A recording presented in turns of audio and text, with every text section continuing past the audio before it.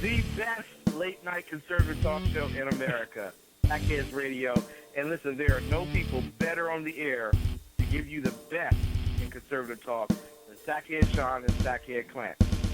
And we're working on the immigration papers for a certain other guy who happens to work here, too. But for those who are tuning in around the world to the best in late-night conservative talk, Sackheads Radio. Sackheads Radio. Sackheads Radio.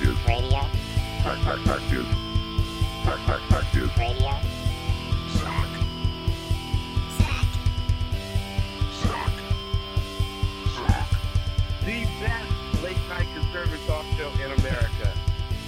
In America.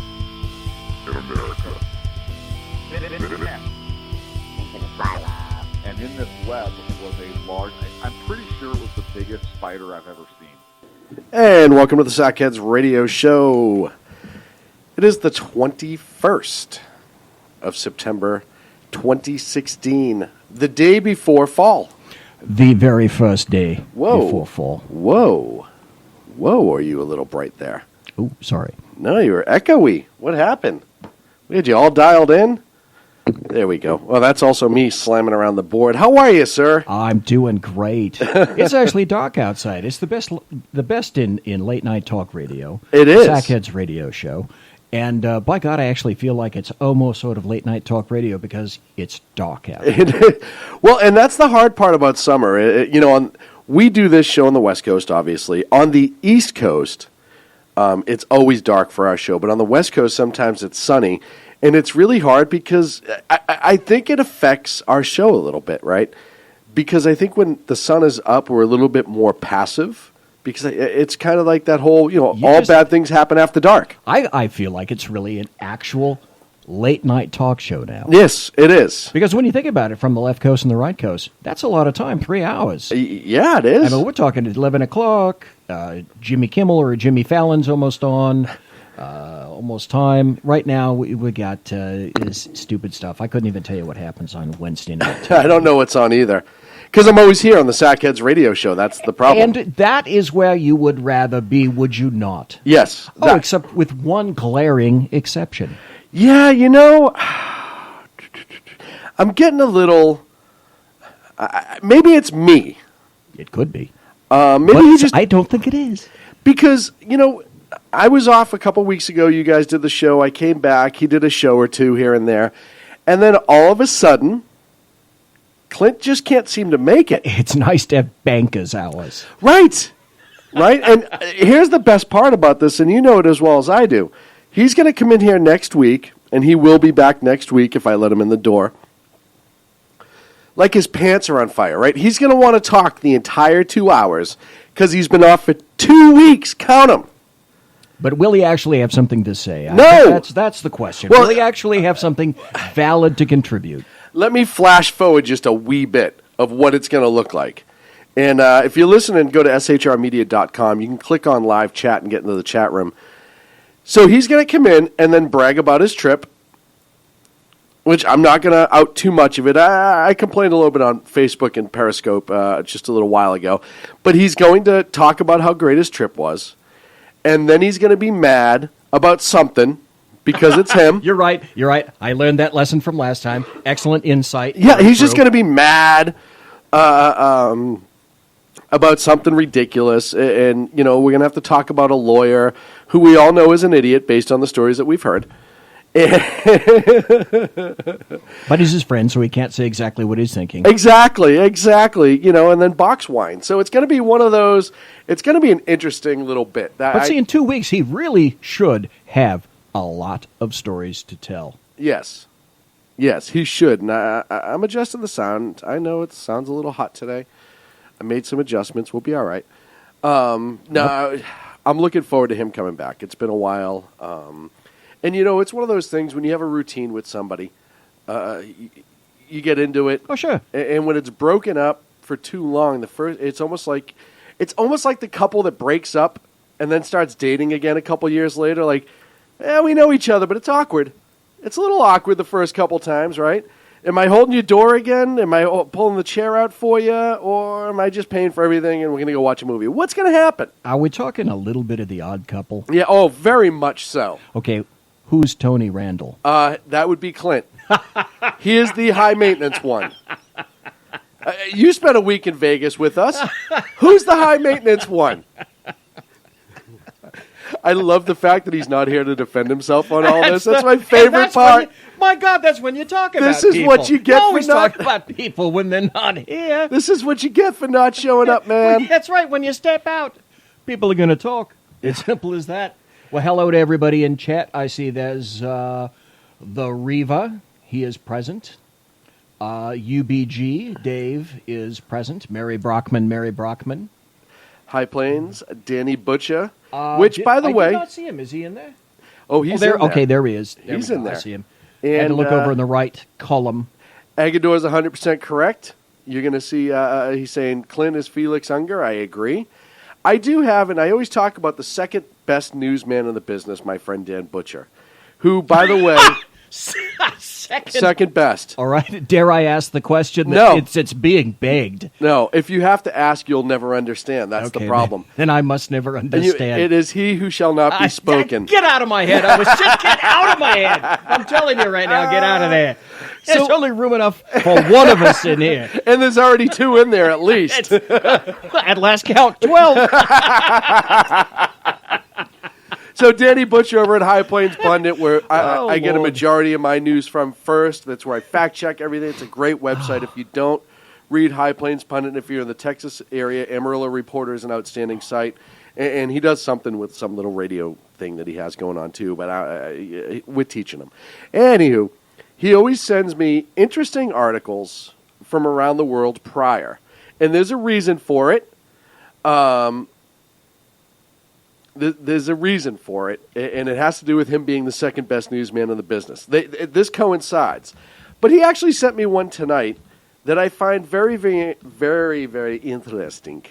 And it hails last week out of Boston, Haverhill, Massachusetts, right up 495 for those in the Northeast. Know it well. I actually dated a girl from Haverhill, as other people like to call it. It's pronounced Haverhill. Many moons ago. Anywho, a gentleman who is a Donald Trump supporter is facing potential criminal and or civil fines and violations or prosecution for having too many Trump and Pence signs on his front lawn. Oh, well, there's a lot to worry about right there. Right. Rick Early told the CBS affiliate in Boston, CBSBoston.com, he believes displaying the signs are his First Amendment right, but Haverhill Mass Building Inspector Dick Osborne, the big D, disagreed. Osborne said city codes restrict property owners to 32 square feet of political advertising.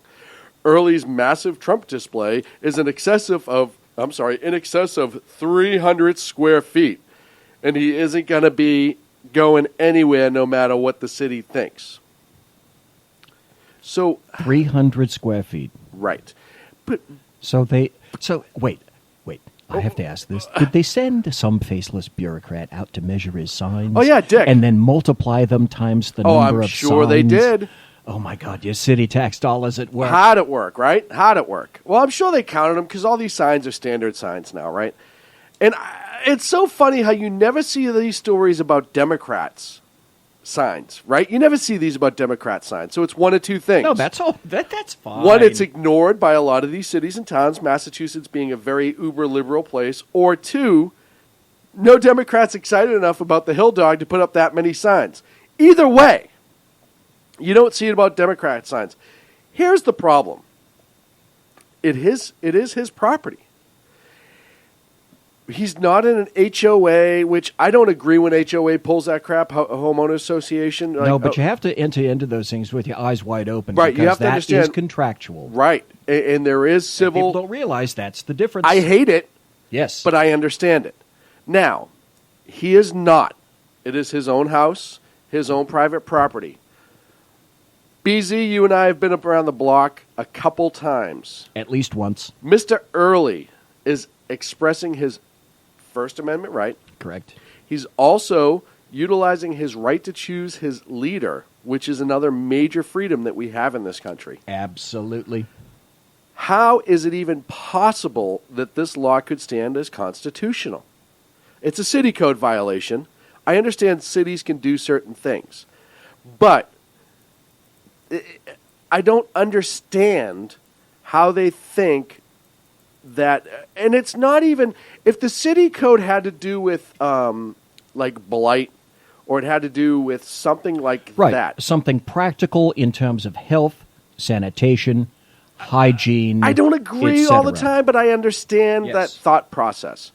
But to have a specific city code restricting property owners within the city to 32 square feet of political advertising. First of all, it's not advertising unless he's getting paid by the Trump campaign. No, it's opinion. Right. And it's not offensive in the standard of something being offensive to others. Now, if it was like, hey, there's a Trump sign, F Hillary, okay. Right, exactly. I'm not saying don't say F Hillary, because I'm the first one to say F Hillary. However, that could be construed as offensive to others who openly see that as they pass in a public place.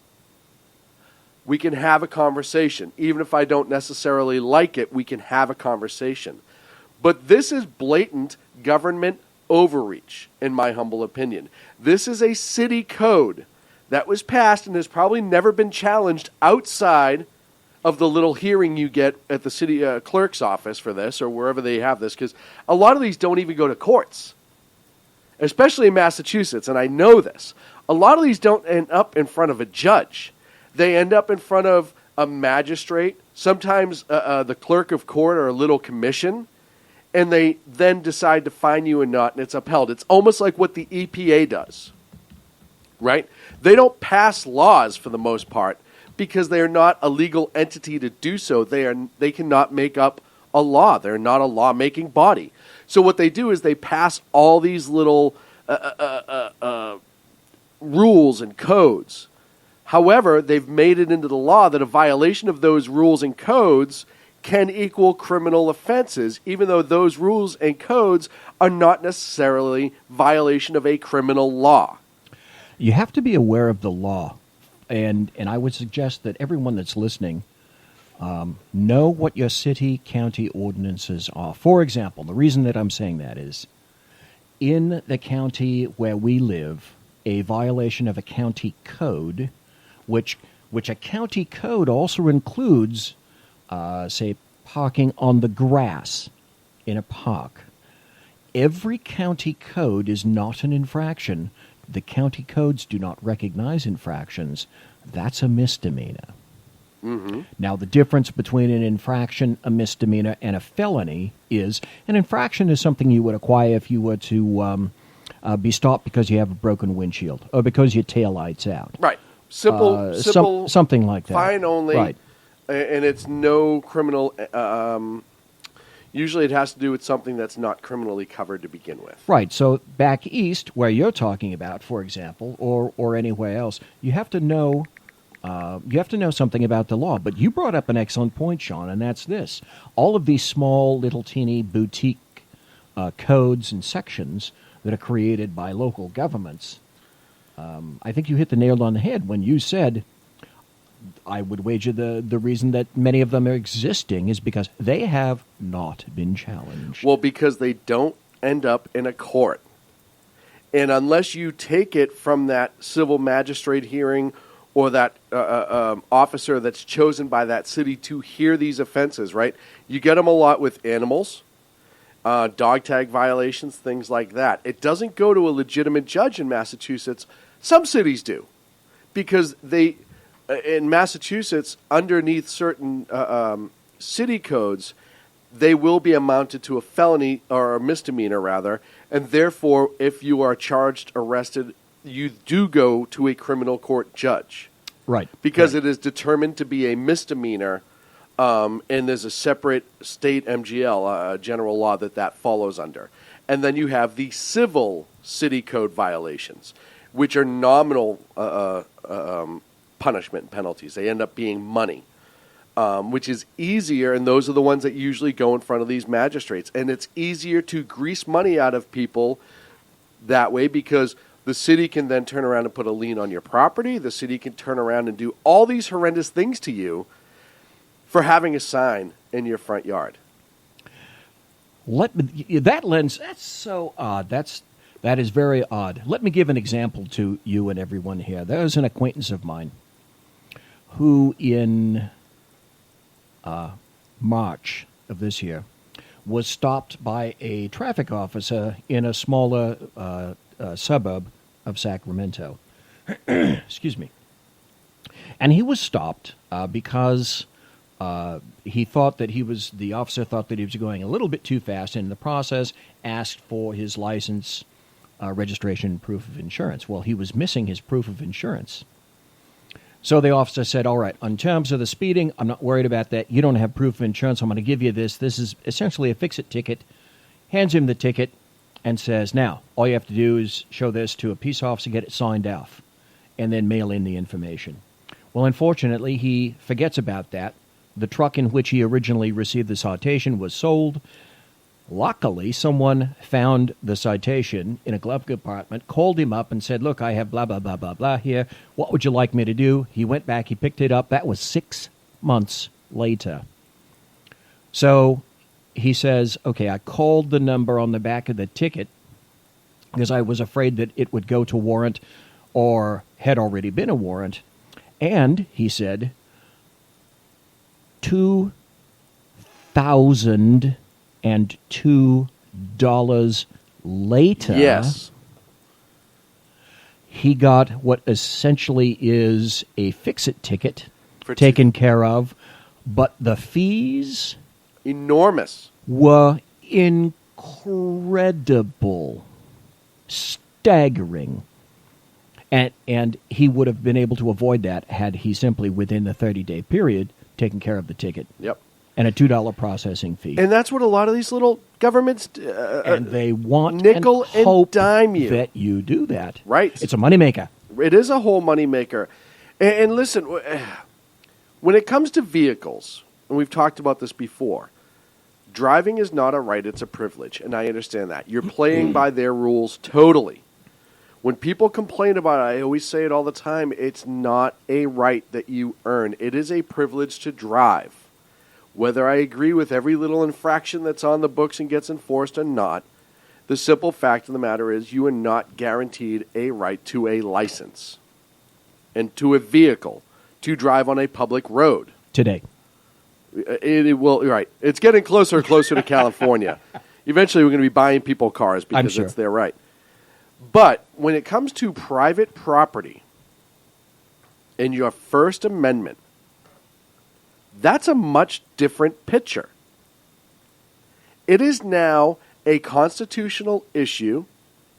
You could argue that it's a search and seizure Fourth Amendment right issue too, right? Because that's your private property, and unless there's exigency to enter your property, the reason for a city official There's no damn reason to be walking onto your property without warrant. And that would have been a question I had. Did you come on my property? Yes. Why? I had to measure the signs. No, you can see it from the street. Did you have a warrant? Did you have my permission? What brought you? Well, because it's a city code violation. No, that doesn't amount to it. Nobody's life's in risk. It is not a criminal violation. If there's a crime being committed on my property, that's different.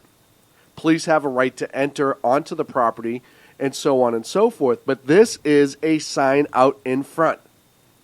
And more importantly, it's a political sign. Well, which is entirely different. I mean, really? Yeah. Really? We know what the motivation is. So I almost want to snub my nose a little bit at my good friend Dan Butcher over at High Plains Pundit, because he sent me that article thinking it was snicker, as he likes to do, like the next article I'm going to tell you about. At that point, it becomes a false arrest as the statement out of the chat room.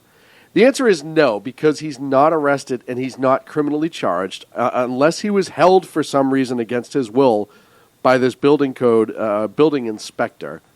And if this building inspector has, in some states, city code enforcement agents do have peace officer powers. There's a whole bunch of things you can get into. Yes. It's not false arrest per se. Could be wrongful prosecution if the Supreme Court, if it gets appealed up to the Supreme Court and it gets upheld, or if he takes this and sues them civilly for wrongful prosecution because now he is being formally charged by the city. If I were to tell you and to tell everyone listening just who under the guise of the 830 sections and the 832 sections of the California Penal Code, who falls under those sections as a peace officer, The list goes on and on. it is absolutely astounding. Ladies and gentlemen, did you know that personnel from the dental board of the state of California are peace officers and carry guns? They're not the only ones. Can you? Oh, that's one of many. Oh, yeah. Can you imagine what their catchphrase might be? You, sir, put down the amalgam. Yeah. You with the drill. Step away. Drop it. But it's every state has them. It's amazing. It's just ridiculous. The amount of duality. And I'm not even mad that there's enforcement for that stuff. I am, and that's a whole argument for a different show. It's just an interesting point. And yes, oh my God, you could create an entirely different show about that. I have just one question for you. The story that you're going to tell us, is it going to send us all 210 over 190? That's all I want to know. No. Because I have one after yours that I think will. Though I was close to that earlier this week. And I think that will dovetail into the next statement. This one's a little bit more lighthearted, and I wanted to start the show in a little bit more of an upbeat tone because the next 2 hours are probably going to be grueling and miserable. We're going to take you downhill, ladies and gentlemen. I'm afraid. We're going to do the exact opposite of what should happen, which leave you up at about at the end. I kind of want you to leave pissed off tonight. I really think that needs to happen with what's going on in the world. However, the story out of England from the Mirror. Teen sues parents for posting embarrassing and intimate baby photos on Facebook. I read that. Oh, my goodness. I'm not even going to go into the ridiculousness of this article. No, but if you do, when you read that, at first blush, you think, that's just completely over the top. It is over the top. Then you read the article and you listen to some of the things that were said on the parents' side, and it just falls into the category of, really, people, are you serious? This is really worth arguing about in these times. You really can't sit down and talk it out and decide that you're going to shake hands and keep on living. Really? You have, first of all, and I may not have understood this 6 years ago before I have a child. I'll be the first one to admit it. But as a parent, your view with your child changes. You think things that are adorable that aren't, that nobody else thinks is at all interesting or entertaining. Right. And I try to remind myself of this on a regular basis. However, if they're putting on pictures of her 14 and in the bath, that's inappropriate.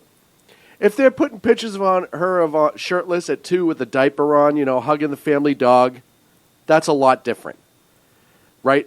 Yes, I understand it's on social media, that person, but I would turn around and argue hey, you know what? At that point, you didn't have the right to say no because you were a juvenile and I was your parent and I'm custodial over you, and this is essentially mine. So, yeah, you could be mad now, but at that point, you were my child. If you're over 18 now, it's a different animal.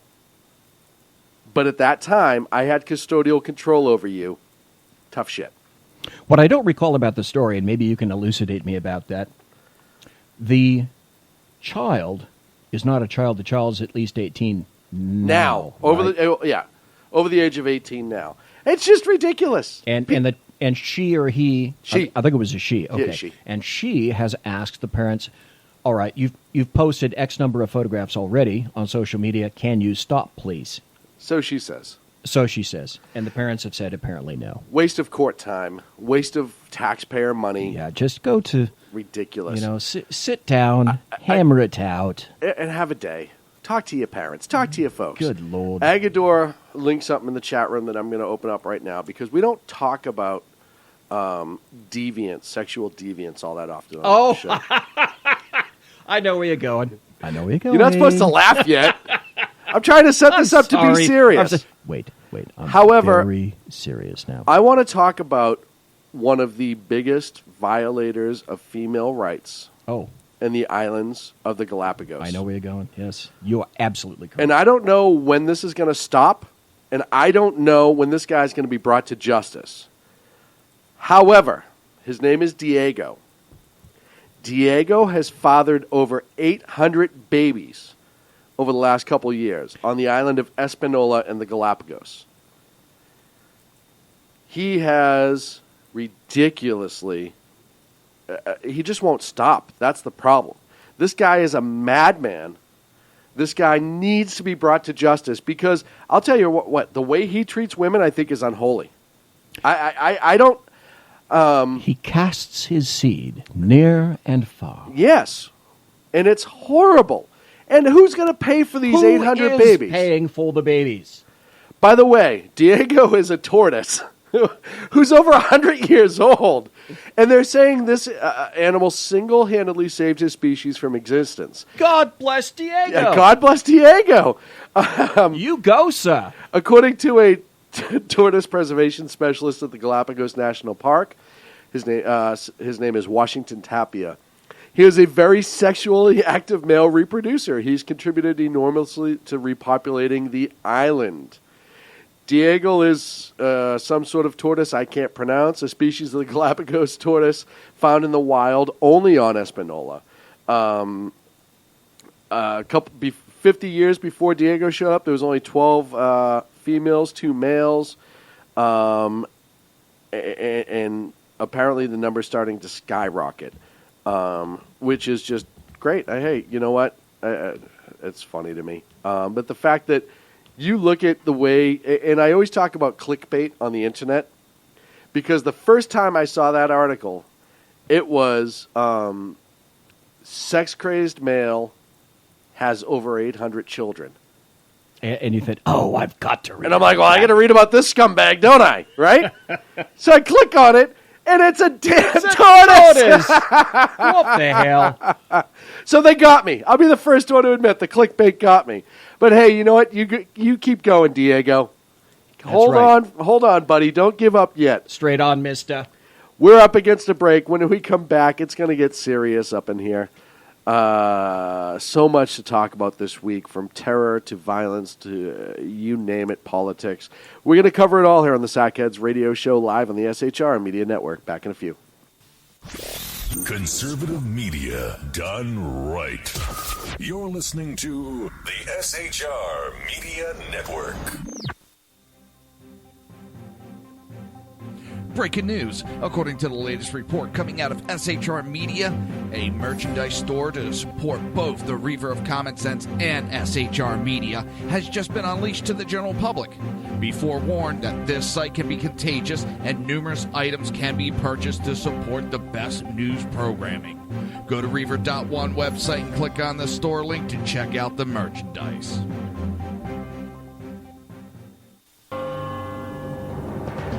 Hello, I'm Matt, a student at Hillsdale College. Here's Hillsdale President Larry Arnn on the continuing relevance of the Constitution. Many argue today that the Constitution is outdated because it addresses problems peculiar to the 18th century. Some parts of the Constitution do read rather quaintly. Consider the injunction against titles of nobility in Article 1, Section 9 of the Constitution. But is that so outdated?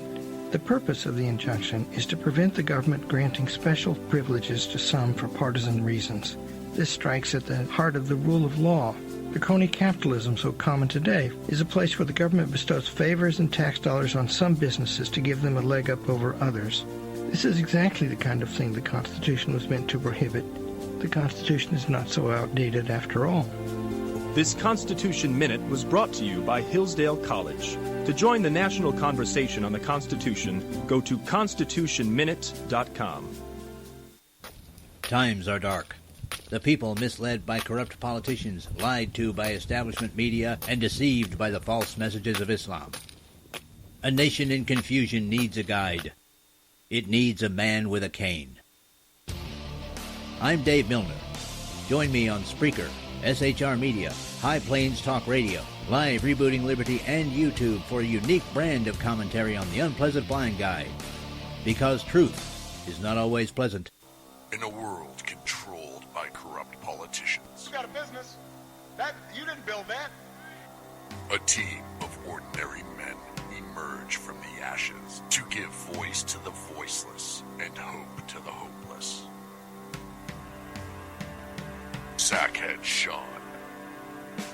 Dude, I'm not saying Kath was stupid, bro. Sackhead Clint. All good friends of ours usually show up drunk. Also starring Sacco as the producer. I'm a little bit drunk, 'cause I'm drinking. They are the Sackheads Radio Show. Every Wednesday at 8 p.m. Pacific on shrmedia.com.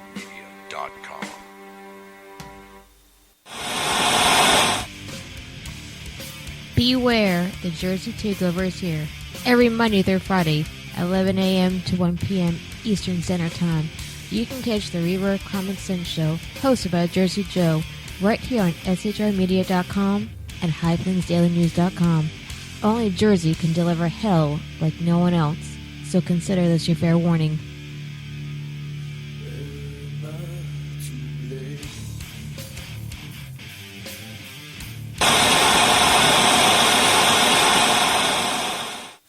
Conservative media done right. You're listening to the SHR Media Network. And welcome back to the Sackheads Radio Show live on the SHR Media Network. Thank you so much for joining us. Thank you very much to Dan Butcher for starting the day off in Agador with the tortoise story. I was looking for the lighthearted at the beginning of the show before it got heavy, and it was there, and I appreciated that very much. I have one more quick story about government overreach, which is not particularly lighthearted, but it is, in fact, stupid. Okay. This is from theatlantic.com, and the headline is, "The Danger of Being Neighborly Without a Permit." All over America, people have put small give one, take one book exchanges in front of their homes. Then they were told to tear them down. Now, we're not talking about anybody making money or cornering the market on any particular thing. 3 years ago, the Los Angeles Times published a feel-good story on the Little Free Library movement. And the idea is pretty simple. A book lover puts a book or a shelf or a crate of books in the front yards. Neighbors come over, they browse, they take one, they return one later, they put a replacement back in, that kind of thing. A particular individual in Sherman Oaks, California, felt that the little library about the size of a dollhouse turned strangers into friends, and sometimes impersonal neighbors, it kind of turned them into a community. The man knew he was onto something when a 9-year-old boy knocked on his door one morning to say how much he liked the little library. He went on to explain, "I met more neighbors in the first 3 weeks than I had in the previous 30 years. Which is interesting because now there's a city council called the Leawood City Council, said that because it had received a, quote, couple of complaints about a particular individual's little free library, they dubbed that library, are you ready for this? Sitting down, an illegal detached structure, and then told the people that they would face a fine if they did not remove the little free library from their yard by a particular date. The story continues on, but I think you get the gist of it. Yeah.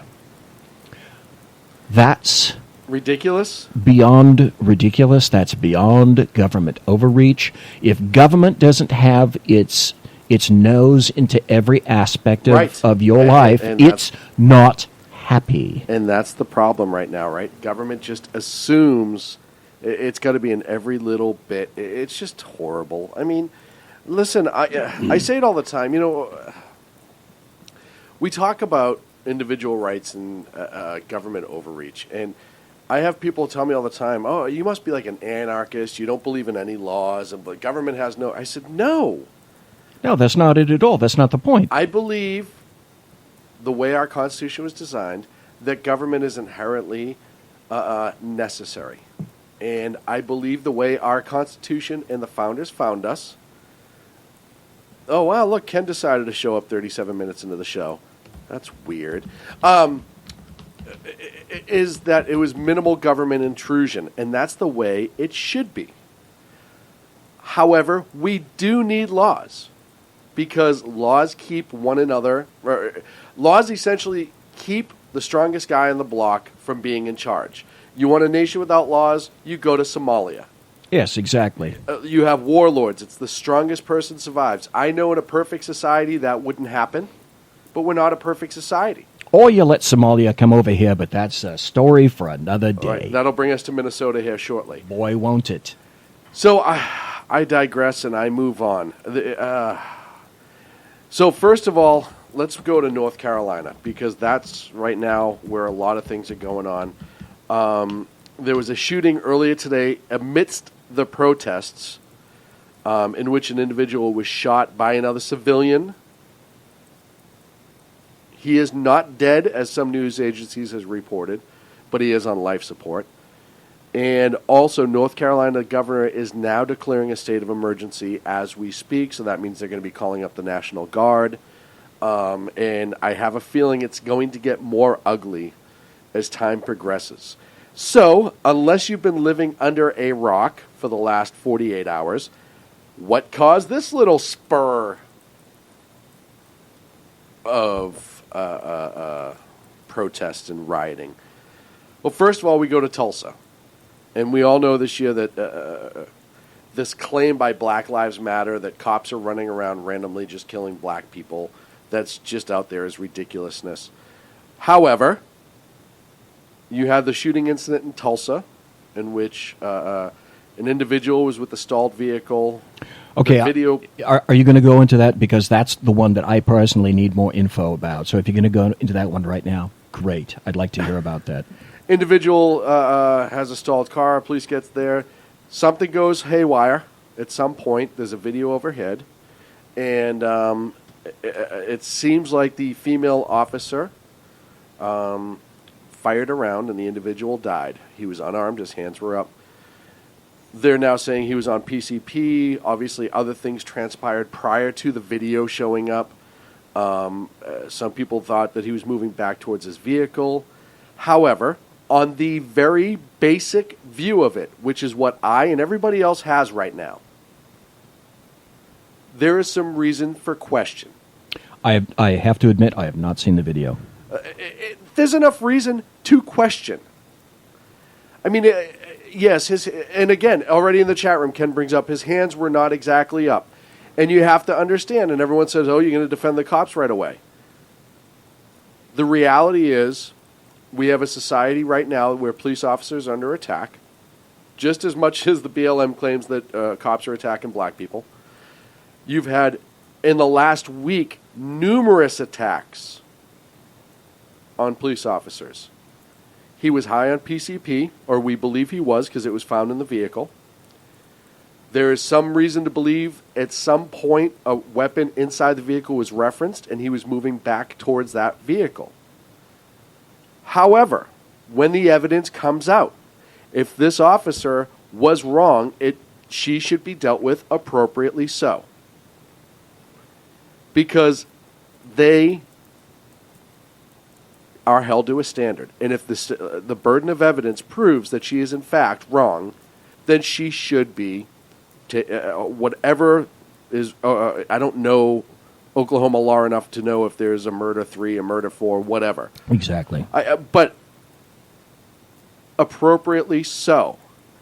Unlike what happened in North Carolina, there's absolutely question about this.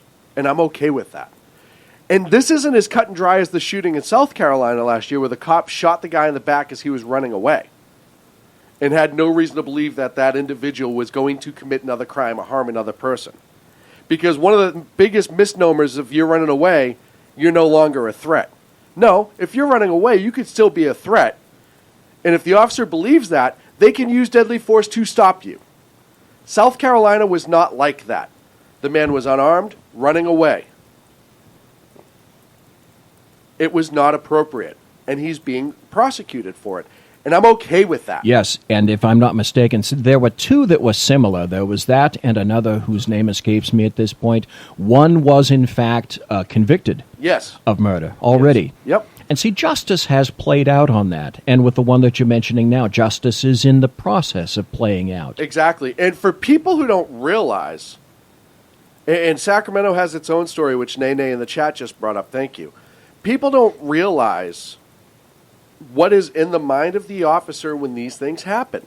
Tulsa, if she articulates why she absolutely felt that he was going to be an imminent threat to her or the other officers, and they can find that the evidence to support that, you have a different animal altogether.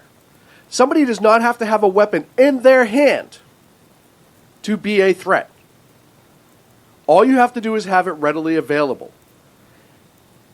If she cannot see into that vehicle and has not cleared that vehicle to know that there was not a weapon inside, and he's saying, I have a gun, I have a knife, something like that, or referencing it or intimating it, the police do not have to wait until they're taking rounds before they fire back. That is something that needs to be understood in this country. They have the right to self-defense just like you do. You have the right to protect yourself. If you feel that person is going to kill you, even if they're unarmed, if they are 6'7", 300 pounds and an MMA fighter,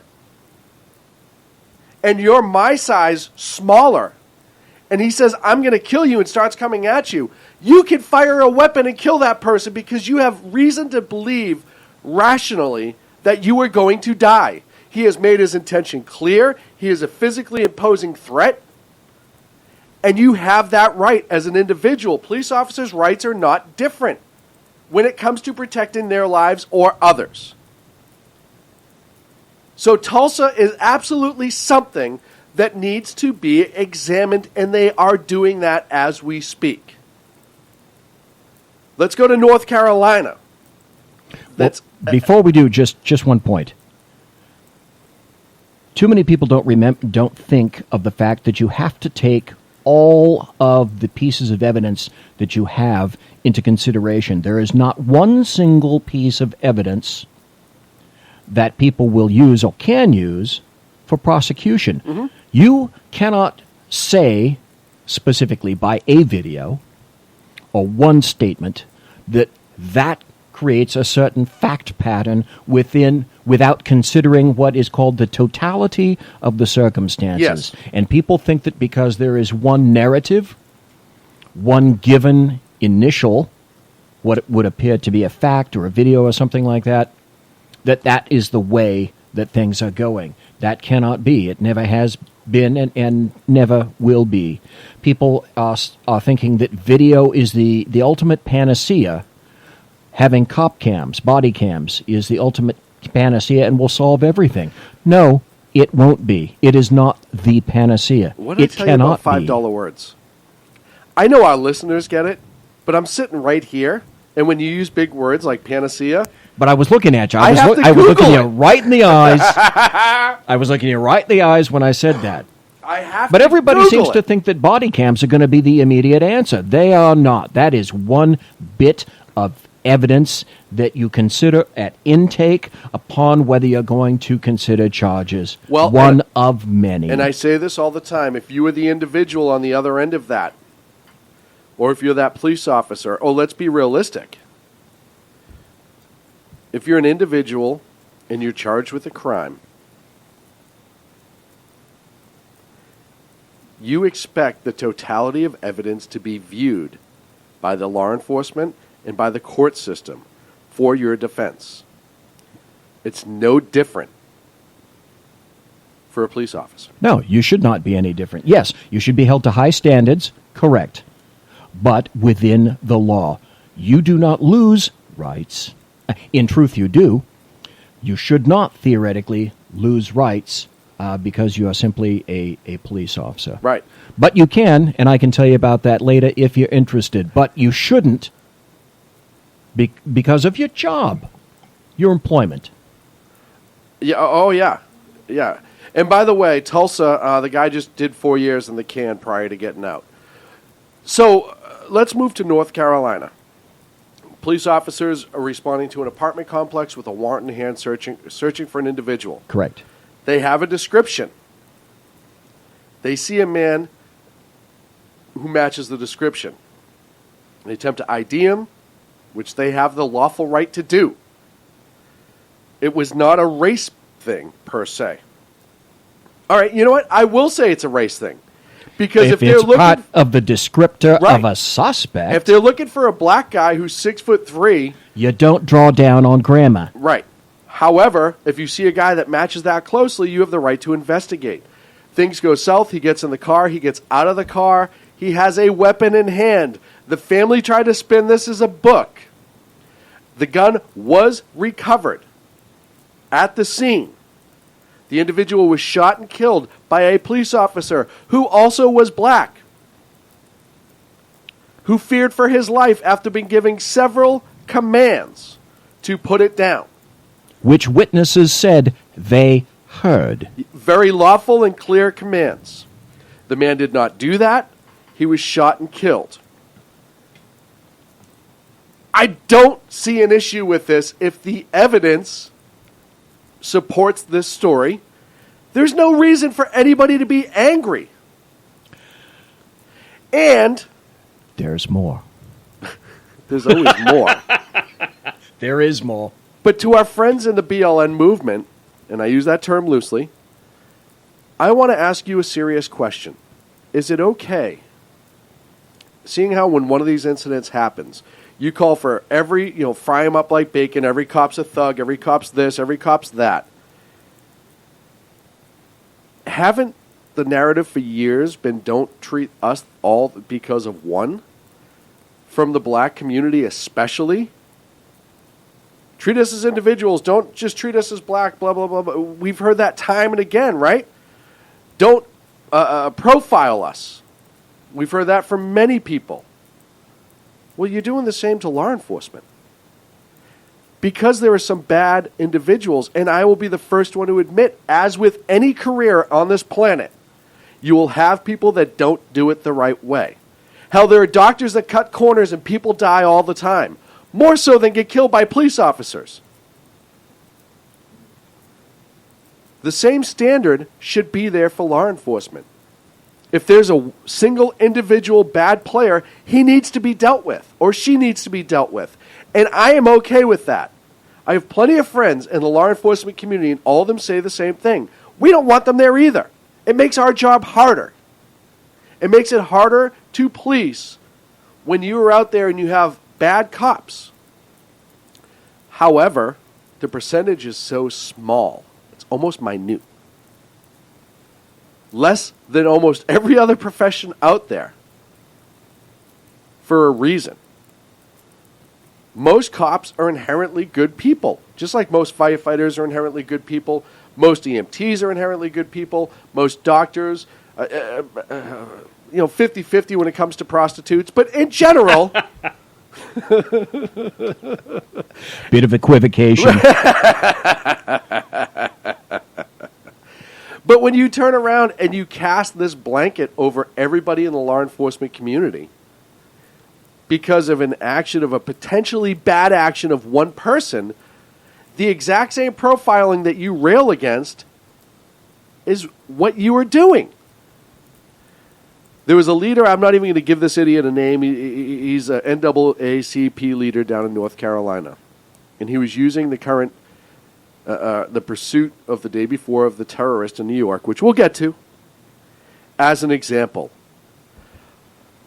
The reason he's alive is because they wanted to question him. I'm paraphrasing, I don't have the exact quote in front of me right now. However, these black men are dead because they're black. Now, let's stop right there for a second. First of all, you're assuming that the people that stopped the terrorist in Linden, New Jersey were actively pursuing him. They weren't the federal agents. You had 2 Linden Street cops. I have so many cops who are angry at these headlines. Investigators catch them, FBI catches, blah, blah, blah, blah, blah. No, it was the local dudes. It was the 2 local guys who got a call for a sleeping, a homeless guy in a hallway, and the first officer on scene who got shot in the vest immediately recognized him as the terrorist, and the gunfight started. He fled through his backpack, which contained more explosive material, and another police officer got involved. He got shot, and the bad guy, the terrorist, was shot 3 times. He happened to have lived.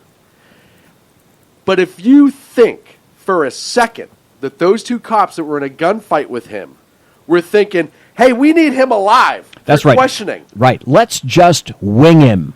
It doesn't happen in shooting situations. Does not work that way. What happens in shooting situations, you ask anyone that's ever been in one or trained for one, you get audio-visual exclusion.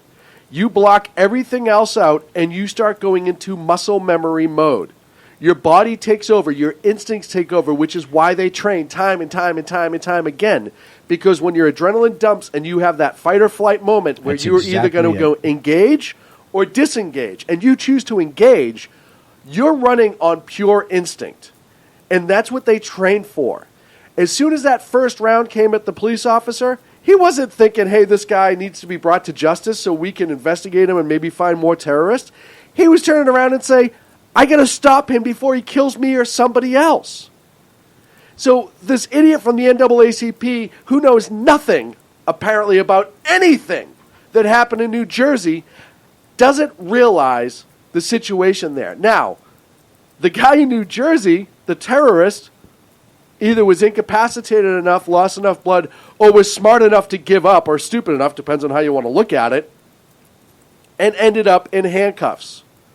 Hopefully getting the worst Obamacare treatment money can buy. But I doubt it. He's probably getting better than what the cops got. Because now he's protected by the state, believe it or not, as stupid as that is. But they weren't trying to save him. They don't care. They're trying to live. By the way, if you watch the video from the street in Linden, New Jersey, I'm going to talk about it the next segment. But you could see as he was firing back at the cop, one of the other cops responded in a vehicle, try to run him over. Oh, and that's happened before, too. It happened in Arizona last year or 2 years ago. Try to run him over because he was actively shooting at a police officer. You see him try to cut the angle and run the guy over. You think he was thinking, oh, if I just tap him with the car, he'll stop? No, he was thinking, I'm going to run this bastard over and stop him before he kills somebody else. Deadly force is deadly force. Exactly. The same thing happened in Massachusetts with the Boston Marathon bombers. What turned out to be a simple traffic stop by the Watertown Police Department turned into a running gun battle with the 2 brothers. They had no idea. And first of all, you think they weren't trying to kill them because they were lobbing grenades and shooting at them? They're going to tell you, shoot to stop, center mass, etc., etc. But your instinct to preserve your own life and the life of everybody around you is to stop that bastard before he hurts somebody else. No, I thought cops were taught to wing people. Yes, wing him. Hit him in the knee. Hit him in the arms. Hit him in the blah, leg. Blah, blah, blah, blah. And so these misconceptions are what lead to this chaos in North Carolina right now. Flash forward to Charlotte, and I know I'm up against a break. I went too long. We have time. We're talking about this on the other side. You'll still got another 5 minutes. So after the Charlotte shooting yesterday, the riots begin. Black Lives Matter. Thousands of people take to the streets. If they showed up at the police station with signs and chants, and that was it, I applaud you. Yeah, there you go. Message received. Right. Right. Because that is utilizing, your First Amendment right,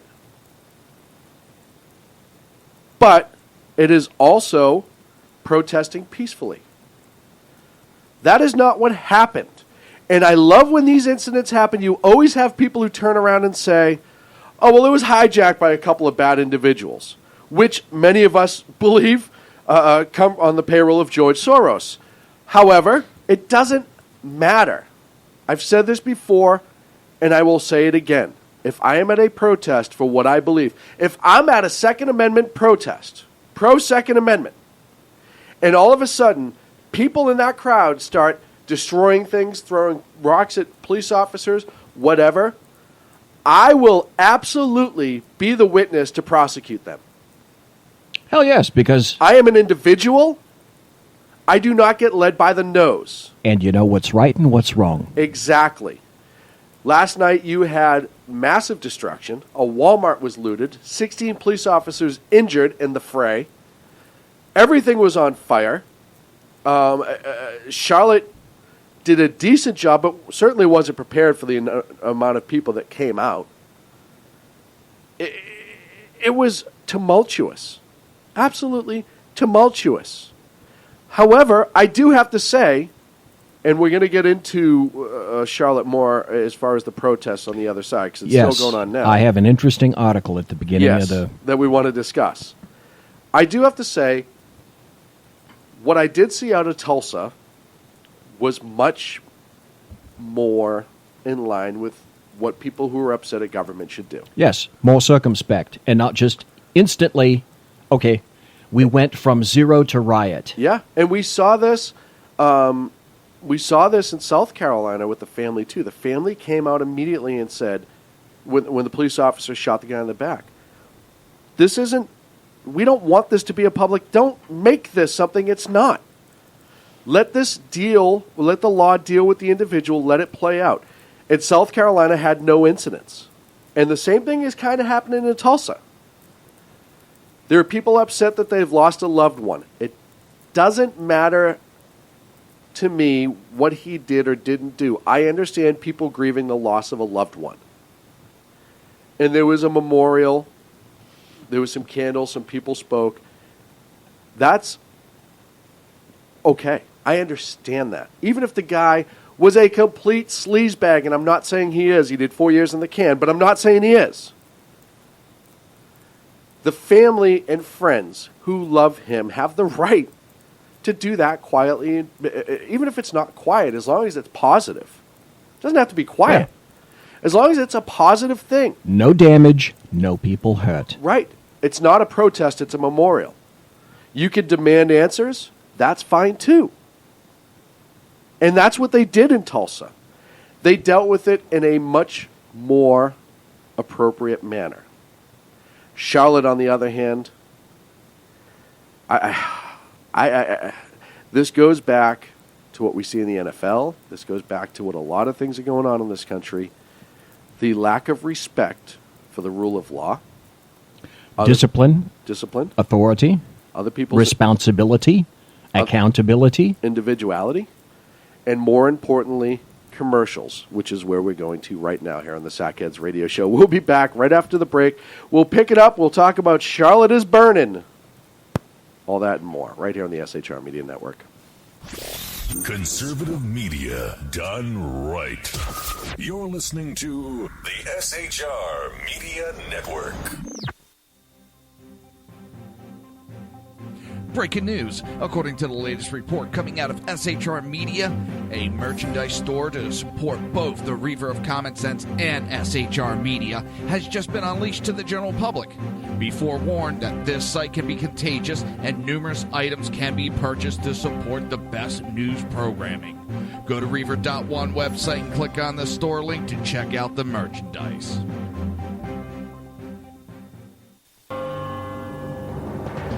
Hello, I'm Matt, a student at Hillsdale College. Here is Hillsdale President Larry Arnn on the continuing relevance of the Constitution. Many argue today that the Constitution is outdated because it addresses problems peculiar to the 18th century. Some parts of the Constitution do read rather quaintly. Consider the injunction against titles of nobility in Article 1, Section 9 of the Constitution. But is that so outdated? The purpose of the injunction is to prevent the government granting special privileges to some for partisan reasons. This strikes at the heart of the rule of law. The crony capitalism so common today is a place where the government bestows favors and tax dollars on some businesses to give them a leg up over others. This is exactly the kind of thing the Constitution was meant to prohibit. The Constitution is not so outdated after all. This Constitution Minute was brought to you by Hillsdale College. To join the national conversation on the Constitution, go to constitutionminute.com. Times are dark.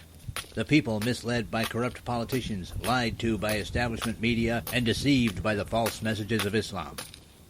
A nation in confusion needs a guide. It needs a man with a cane. I'm Dave Milner.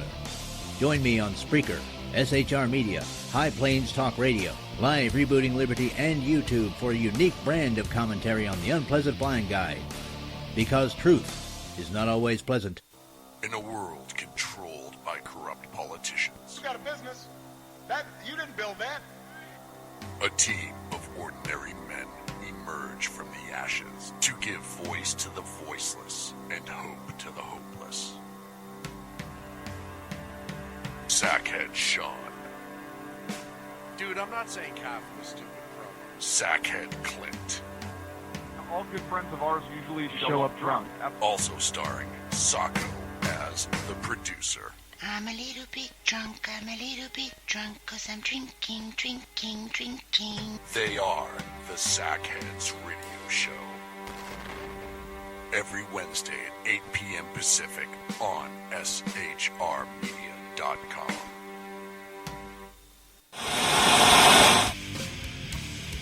Beware, the Jersey Takeover is here. Every Monday through Friday, 11 a.m. to 1 p.m. Eastern Standard Time. You can catch the Reverb Common Sense Show, hosted by Jersey Joe, right here on SHRmedia.com and HighPlainsDailyNews.com.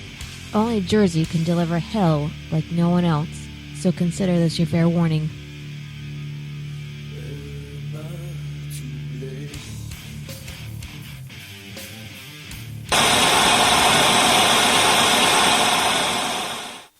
Conservative media done right. You're listening to the SHR Media Network. And welcome back to the Sackheads Radio Show live on the SHR Media Network. I will get to the terrorism block. I want to talk about Minnesota, and I want to talk about New York, obviously. But North Carolina is kind of the big pressing issue at the moment.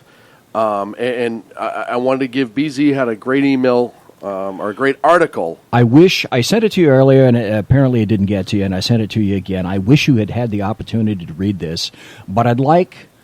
I'm going to give some highlights from the article, and then I'm going to give my very opinionated opinion about this, and then I'd like to throw it over to you. And the reason I wish that you'd read it is this. CMPD, this is the article, this is from the Charlotte Observer.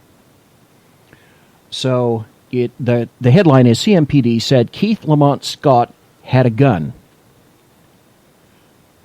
Thank God you're sitting down, because the second sentence in that headline said, was that reason enough to order him to drop it? Yes. Yes. All right, well... As it was pointing at a police officer. After I saw that article and I took a few emergency respirations...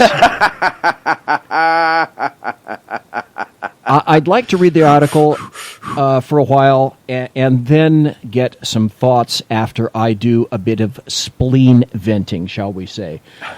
My. Charlotte Mecklenburg police say that Keith Lamont Scott was holding a handgun, not a book, moments before he was shot and killed by an officer Tuesday afternoon. But one expert questions whether CMPD was justified in its initial interaction with Scott, even based on the police's own version of events. Oh, wait. Just you wait. In a statement released Wednesday morning, the city said the officers had come to the village at College Downs apartment complex to serve an outstanding warrant, just like you suggested, Shaun. As they entered the complex, the police noticed Keith Lamont Scott, who was not the person they were trying to serve the warrant on, according to a statement by CMPD Chief Kerr Putney. The officers, quote, observed a subject, Mr. Scott, inside a vehicle in the apartment complex. The subject exited. Listen closely. What was that? The subject exited the vehicle armed with a handgun. Officers observed the subject get back into the vehicle, at which time they began to approach the subject. Now, initial question to the people that are listening at this point. Do you think officers had probable cause to approach that suspect? Yes. Now, keep that in your head, because there's more. Putney's statement continued. Officers gave loud and clear verbal commands, corroborated by witnesses, for the subject to drop the weapon. Here we go. Gregory Wallace, a law professor at Campbell University in Raleigh, said the city's statement raises questions as to why police ordered Scott to drop his gun. In North Carolina, you see, the open carry of a handgun is legal. Concealed carry is also legal as long as you have a permit. And that would be true in most every jurisdiction of which I'm aware. That particular law professor, Wallace, said the Fourth Circuit of Appeals ruled in 2013 that somebody carrying a handgun does not give the police the ability to stop and search them or someone with them. Now, he's hanging that on one case. Exactly. There's more than one in terms of tort law. Absolutely is. The article continues. That case also involves CMPD, but the particular individual that has that, and this is me opining at this point, it was holstered. Mightily different circumstances. And in his hand, ignoring lawful orders. Yes. And So- even if it's not lawful, and this is one of the things I always tell people too, let's say, just for the sake of argument, it wasn't lawful. And those officers didn't have that right. The civil suit will be hefty. Well, yes, because there are two venues in which these things Right. can always go. But you still don't have the right to resist. The professor continued. He said the mere possession of a handgun does not give the police probable cause or reasonable suspicion to briefly detain you for a stop and frisk. The mere fact that you have a handgun isn't enough. It's legal in North Carolina.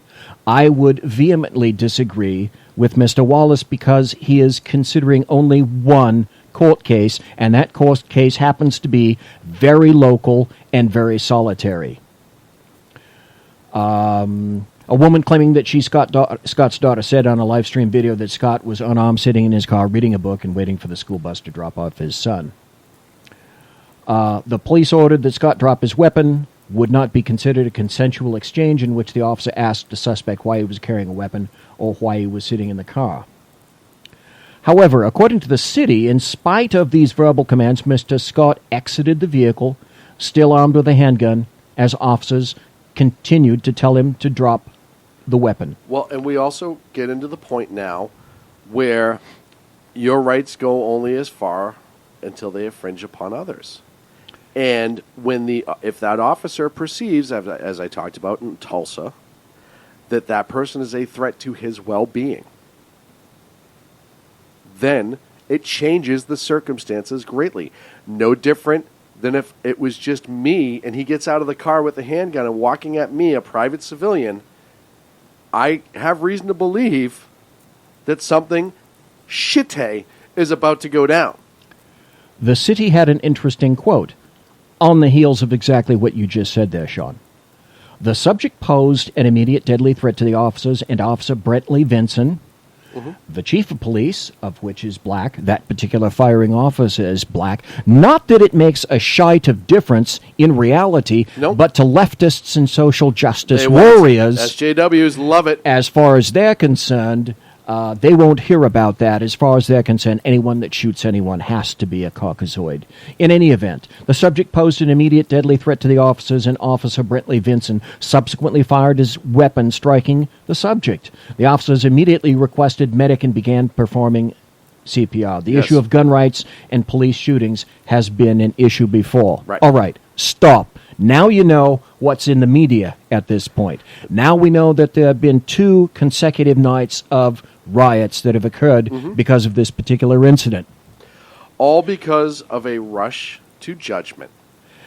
Yes, but let me go one further. Let me give that particular suspect, let me grant a few things to him on the positive side. Let us consider, although police at the end of this article, they say they don't know if he is a permit holder, if he's permitted for CCW, which is carrying a concealed weapon. But let's just say, for the sake of argument, that he is a CCW holder. In every jurisdiction on this planet with which I'm familiar, Before you become a CCW holder, you're backgrounded, and what else happens? You're put through training, and you're given a test, and you're asked if you're familiar in with... in a lot of places. Yes, and you're asked if you not you're asked, you're demanded that you become familiar with the constituent elements of deadly force, and when and how it's lawful that deadly force may be applied. Yeah. So let's say, for example, you and everyone listening, let's say you are a CCW permitted holder of a firearm, which carries with it a requisite massive responsibility and, of course, personal accountability as well. Would you, ladies and gentlemen, if you were in this particular situation, and let's assume that he was sitting in an automobile, and let's assume that he's a permit holder, and let's assume that he's carrying a handgun, would you, upon the approach of officers, get out of your vehicle holding and clutching a firearm? Would that be done at all? Anyone that's not a blockhead or a blithering idiot would not put themselves into that situation, because having already taken the test and being given a permit to hold a gun would have known not to do that. Even if I didn't take all those classes. So I'm giving him the leeway with... I'm giving him a grand amount of leeway. I'm saying, let's say that these things are, in fact, facts and evidence, though we don't know that yet. No individual in their right mind, upon approach from police, for any reason whatsoever, would come out clutching any kind of a firearm. You are asking to be shot. Well, it's like everything Even else. off-duty police don't do that. Mm-hmm. And, of course, they're law enforcement officers. They don't need a CCW. That's their job. They would not do that upon approach if they're off-duty and in civilian clothing. They would not do that upon approach of uniformed officers. Well, and you now have a lot of training in a lot of cities for plainclothes police officers in these situations. That changes. Hey, if you're working something, and a buddy of mine went through this, if you guys are working something and you're chasing someone through a backyard and you're in regular clothes and you just have your badge hanging, when a uniformed guy shows up, you drop your weapon and immediately announce yourself. Yes, you do. Just for that, for accidental, they call it blue-on-blue shootings. And it's still going to happen, but it doesn't matter. This is. But here's my point. The ridiculousness goes so far with this. Yes, here's my point. We have now gotten to the point in terms of law enforcement that the Charlotte Observer is now kicking out an article with a headline that said, indicating CMPD said Keith Lamont Scott had a gun, and then asking, was that reason enough to order him to drop it? Right. Are you kidding me? But that's the liberal narrative, right? And Agador just brought up a great point in the chat room. He said, I live in Vermont, some of the most lax gun laws in the country, and we have zero incidents of that kind. CCW holders get shot so minimally in this country, it's almost untrackable from law enforcement. It is almost untrackable because they're responsible gun owners. Let's go one further there, Shaun. You're on a roll. Let's consider this. In Texas, what do we know? We know that Texas recently approved open carry for permit holders with one extremely huge caveat.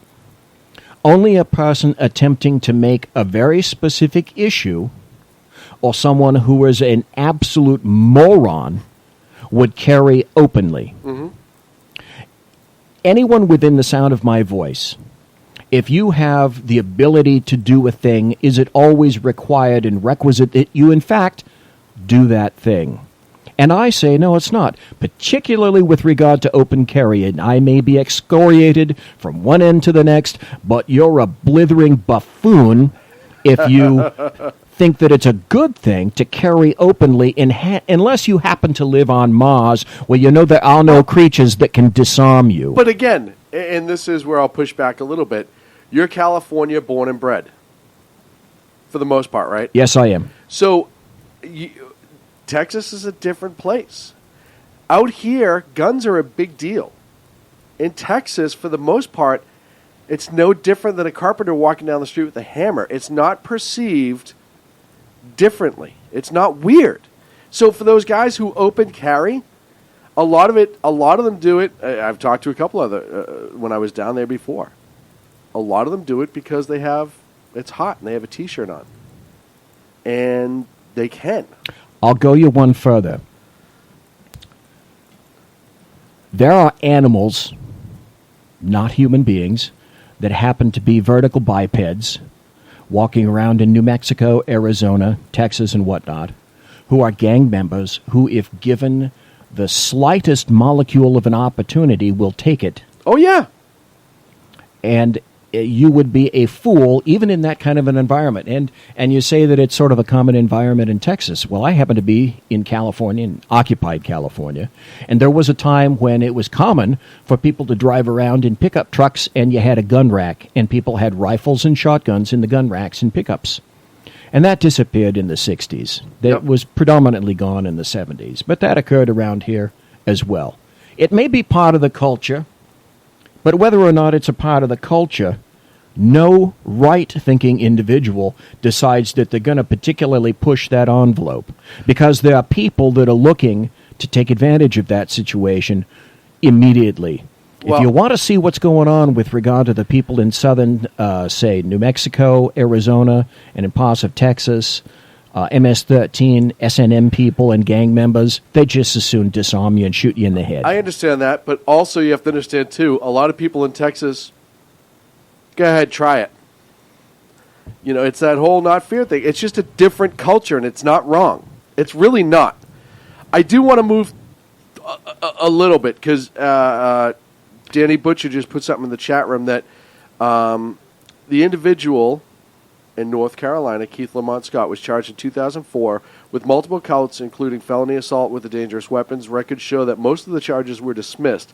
He pled guilty to a single charge of misdemeanor assault with a dangerous weapon. Now, I don't know North Carolina law. I asked him if that was a felony, only because I didn't see the misdemeanor part when I first read it. If North Carolina is a state that if you commit... Well, when I first read it, I breezed through it just because I was looking for the meat of it. It is one of those states where if you commit any sort of battery, you lose the right to carry a weapon. There are states that have that on their books. Any sort of violent crime against somebody else... Yeah, California for one. Yeah, it means you can... Other states don't. If it's a misdemeanor, it's a misdemeanor. Domestic violence in California, you're gone. Right. And then he has a criminal record out of Texas, South Carolina, and North Carolina. Texas records show he's convicted of evading arrest with a vehicle, and several months later of aggravated assault with a deadly weapon in 92. In South Carolina, Scott pled guilty to contributing to the delinquency of a minor. So without being a lawyer and going too far into those specific states' laws, it appears that he should not have possessed a weapon to begin with, based on what I have read. And if I am wrong, prove it. Shaun.lews@shrmedia.com. So, well, let's go back to the attorney's mindset, because the attorneys are gauging things in hindsight. I still have to cover New York, Minnesota. All right. Moving on. I know.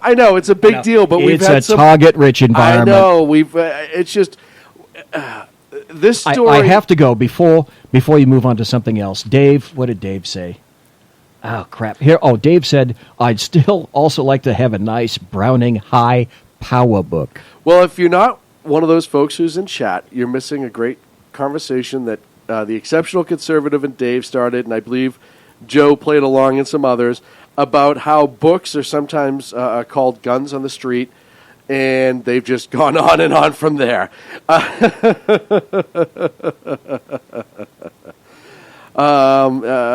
Ken just posted North Carolina shall issue state for concealed weapons. The individual must inform law enforcement when addressed he or she is carrying a concealed handgun, and that's under the general statute 14-415.12a, subsection 4. It looks like this guy never should have possessed a weapon whatsoever. And I'm going to move from North Carolina. Dave, there's your link in chat. I'm going to move on because I want to talk about the terrorism attacks that happened this week. And I want to go to Minnesota because I think it was Friday night that the attack happened. Oh, Saturday night in Minnesota. It was Saturday night because I was talking to Jersey Joe on the phone. In the midst of the Chelsea bombings, which we will get to, there was an edged weapon attack in a mall in Minnesota. Yes, 8 persons. Yes, 8 persons were stabbed, some severely. Yes. There's a couple pictures online of a guy who has 5 or 6 nasty slash wounds to his back, like gutted like a fish almost. Individual who, amazingly, ISIS says he's a warrior of ISIS or Islam or however you want to put that, who is also an American citizen, I believe, Somali descent. Yes. A college student, and a security guard entered into the mall, into one of the stores, and began hacking and slashing people, asking people, "Are you Muslim?" before the attack, and shouting "Allahu Akbar" during the attack. It was immediate and apparent that this was a terrorist attack. This was an edged weapon attack. Oh, guns, guns, guns, guns. No. Yeah, nobody died. Nobody died. I understand that. But it's another edged weapon attack. And we've talked about this before. You know, we had the incident, I think it was out of Kansas last year or the year before, where the guy went into his former business and beheaded 2 people before the off-duty cop shot him. This incident, again, good guy with a gun, Officer Falconer, who is a police officer in Minnesota. Correct, Jonah Falconer. Who is also, appears to be a badass. You want to talk about the right guy? You know, I always say, like, when I go to the doctor, or God forbid I ever end up in the ER for something major, I don't care if the guy's a nice guy. I want him to be the best person at what he does. Yeah. And I've had this experience before with doctors where you're like, wow, you have no bedside manner. Yeah, screw your bedside manner. But how if you're you're good brilliant, with a needle and thread. Right. Brilliant is brilliant. This guy was brilliant at the moment, this Officer Falconer. He engaged the suspect and put him down. This 20-year-old, I'm not going to say his name because I'm trying to get away from that. And shot him dead. ISIS, within hours, immediately owned up to it, claimed responsibility. His family was shocked, naturally, because we see that all the time. We were shocked by this. We never saw this coming. I do have to point out, though, the difference between the Muslim leaders in Minnesota and the BLM movement leaders from the AAACP down there in North Carolina. The Muslim leaders in Minnesota at least said, we want answers as to why this happened. They didn't deny it. They didn't try to say he was just turned. And that's the difference. Now, we can argue about, and I know I can already tell you in chat room who's going to go crazy about this story and say what and say how. We have our opinions about Islam and violence and all these other things. I'm just talking about the public response to it. It was grossly underreported in the news because the explosions that night in New York, and it's convenient for the leftist media to ignore it. There are many people who are trying to make this into, oh, he had mental health issues. Yeah. Oh, don't even get me going on that. We have a local story about that in Sacramento with regard to an officer who shot an individual who had mental health with issues. Quote, mental health issues. But the left is trying to push that narrative versus the whole, he was an Islamist extremist who was trying to kill people in the name of Allah. Even if he did have mental illness. This, I always go back to, why is he walking around if he's that much of a threat? If everybody knew he had mental illness, why is this an issue?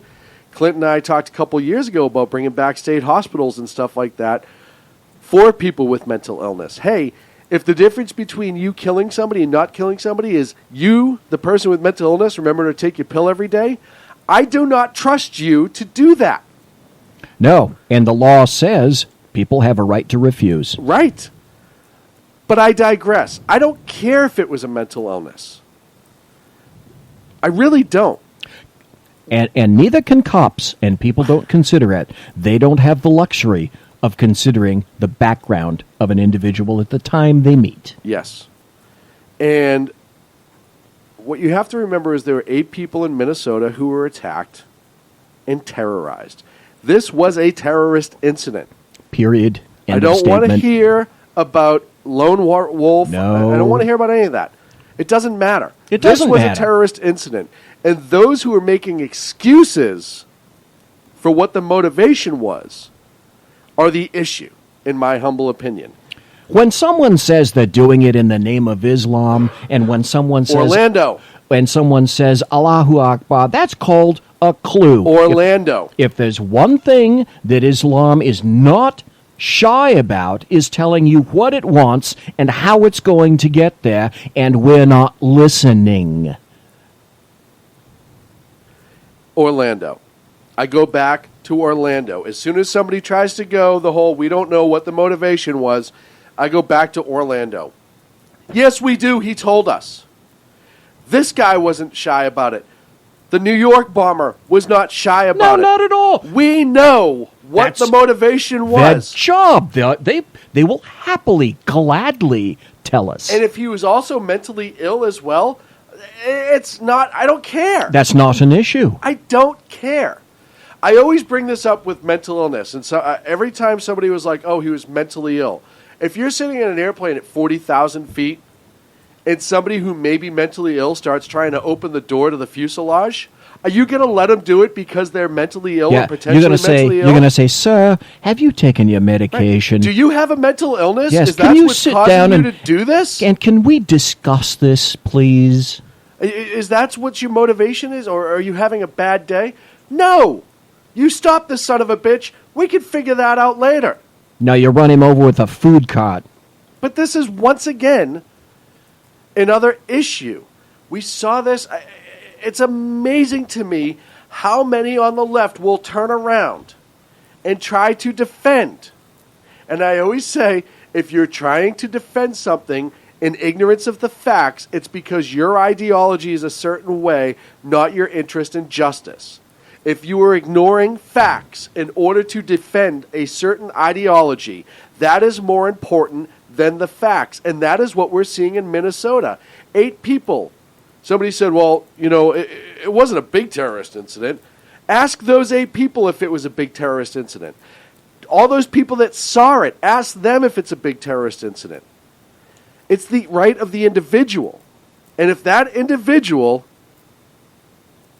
turns around and says, this was terrorist to me, it's a terrorism act. And that is that individual's personal 9/11. I hate to say it. Well, you can't compare this to 9/11. Yeah, I just did. Yes. And I'll fucking do it again. I'll do it again. Because to that person at that individual moment, when this scumbag's running at him with a knife, that is their personal 9/11. Their life is about to end. And they absolutely have that right to feel that way. And just like an opportunity for a hero presented itself, and the right man was in the right place at the right time, and Officer Falconer is a hero. There's no doubt about it. Your daughter or your son was injured, was one of the 8 people injured because of that individual. And let's say they almost died. They were flayed like a fish.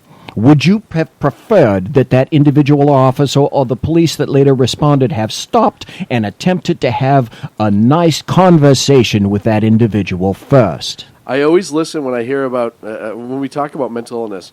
Bob Newhart, one of the great comedians, has this whole skit way back in the day about when they were having, Chicago was having all the issues of people jumping during the ad crisis, right? The Edsel account, all that stuff. You had all these ad executives jumping off of buildings in Chicago to the point that the Chicago PD put everyone through the how to deal with the jumper training. And he tells the story about a guy's out on a ledge and the cop shows up and, you know, he slips out of his uniform and puts on a suit jacket and then goes out on the ledge. That's what people expect now. They expect the cop to become a psychologist. It's absolutely insane. He should have died by his actions, and I'm okay with it. I get to take a break. Dirty Harry School of Jumping Negotiation. Or the lethal weapon one as well. We're up against the break. We come back, we talk about the terrorism in New York City. And once again, it's on our doorstep, and the ignorance of those on the left is mind-boggling. We'll be back right after this on the Sackheads Radio Show. Conservative media done right. You're listening to the SHR Media Network. Breaking news. According to the latest report coming out of SHR Media, a merchandise store to support both the Reaver of Common Sense and SHR Media has just been unleashed to the general public. Be forewarned that this site can be contagious and numerous items can be purchased to support the best news programming. Go to Reaver.one website and click on the store link to check out the merchandise.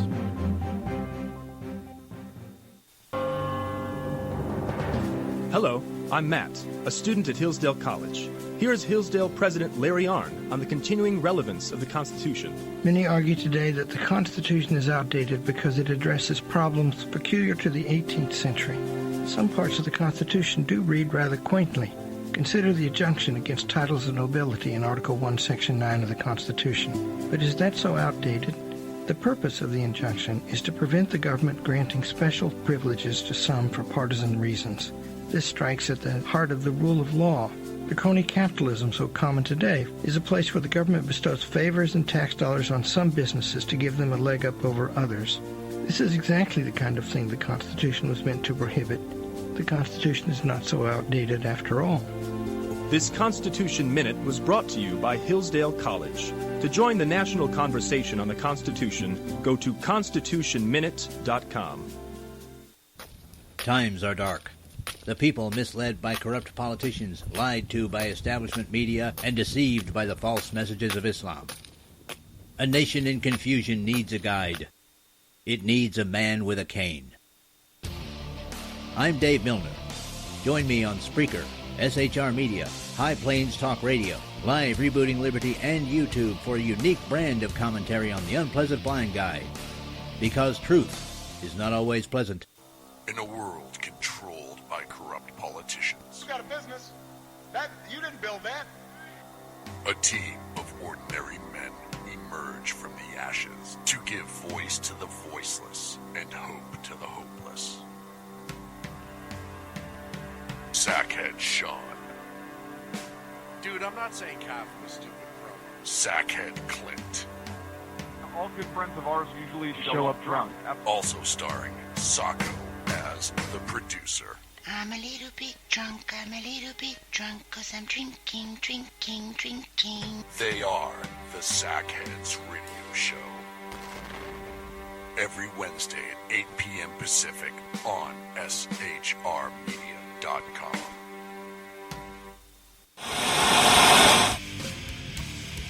Beware, the Jersey Takeover is here. Every Monday through Friday, 11 a.m. to 1 p.m. Eastern Standard Time. You can catch the Reaver of Common Sense show, hosted by Jersey Joe, right here on shrmedia.com and highplainsdailynews.com. Only Jersey can deliver hell like no one else, so consider this your fair warning.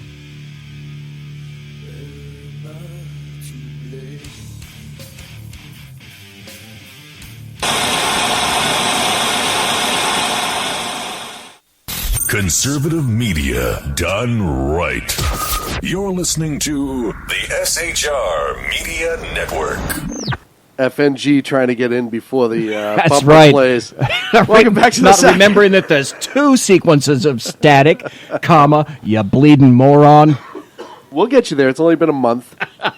FNG.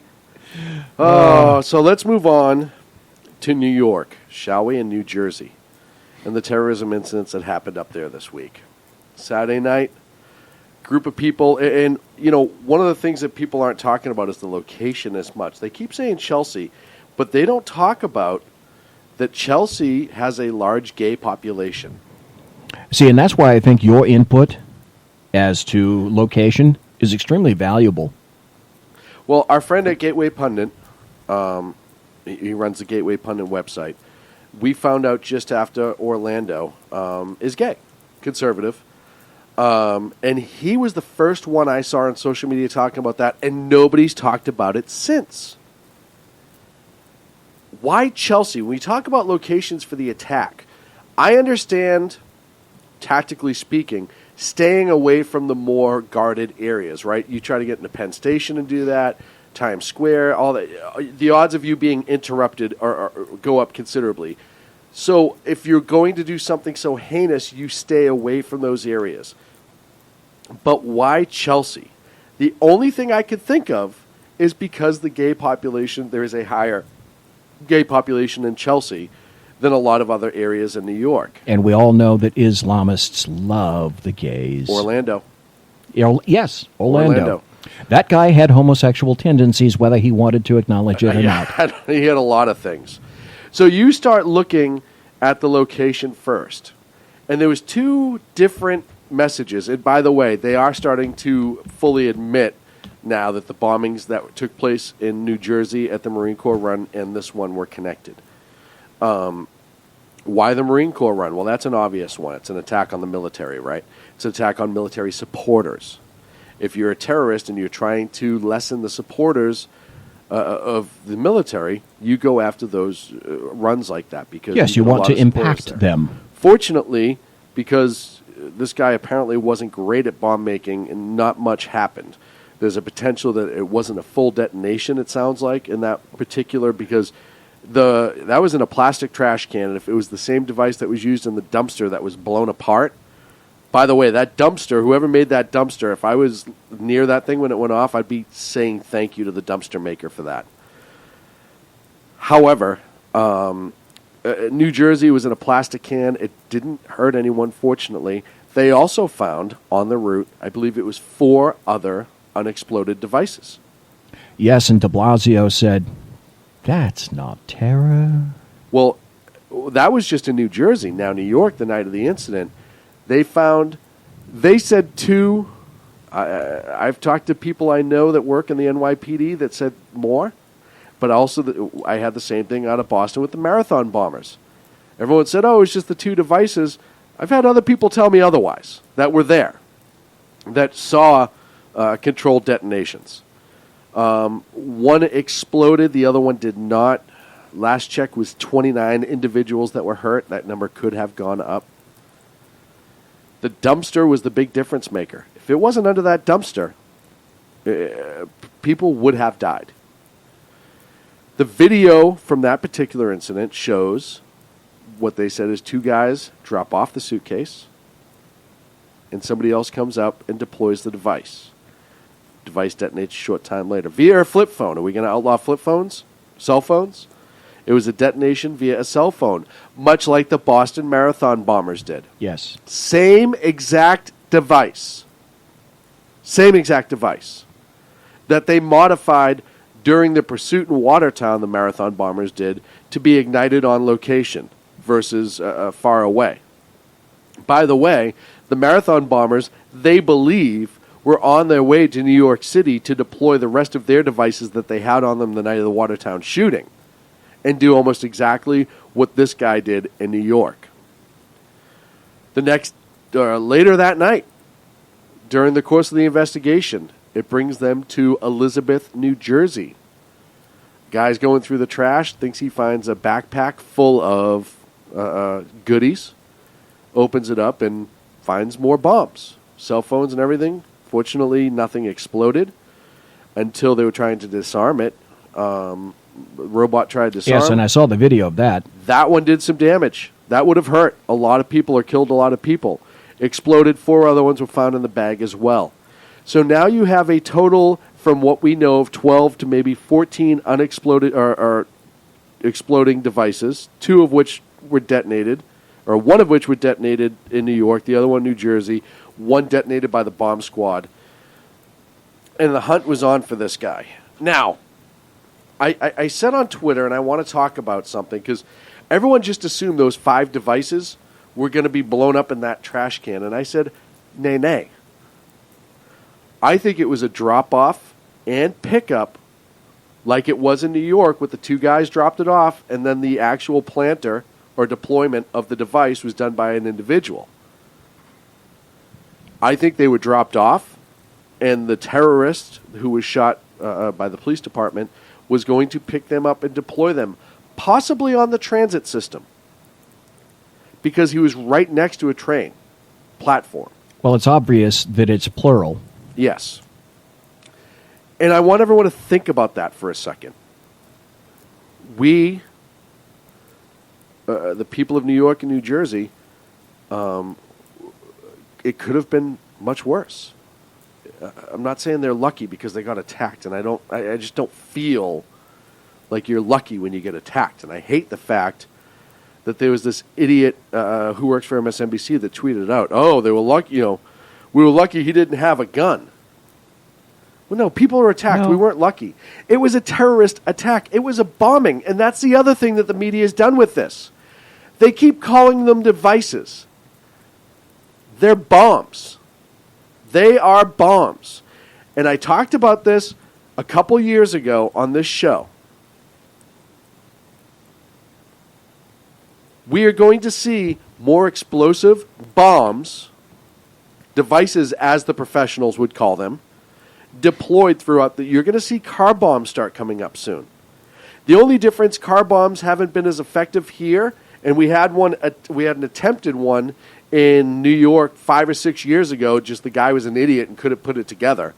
Times Square, he pulled up in a Honda Passport with two propane tanks wired together, and was trying to activate it when the police department contacted him.